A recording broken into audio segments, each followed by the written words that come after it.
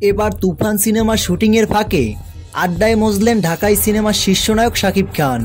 এবার তুফান সিনেমার শুটিংয়ের ফাঁকে আড্ডায় মজলেন ঢাকাই সিনেমার শীর্ষনায়ক সুপারস্টার শাকিব খান। সম্প্রতি এমনই একটা ফটো প্রকাশিত হয়েছে সামাজিক যোগাযোগের মাধ্যমে, যেখানে দেখা যায় তুফান সিনেমার শুটিংয়ের ফাঁকে আড্ডা দিচ্ছেন শাকিব খান, নির্মাতা রায়হান রাফি, মিশা সওদাগর এবং শাকিল। সত্যি বলতে সবাইকে একসাথে দেখতে পেরে অনেক ভালো লাগছে। জানা যায় পুরোদমে চলছে তুফান সিনেমার শেষ অংশের শুটিং। দারুণ মার্কাট অ্যাকশন সিনেমায় শাকিব খানকে দেখতে অপেক্ষায় আছেন হাজারো দর্শকরা।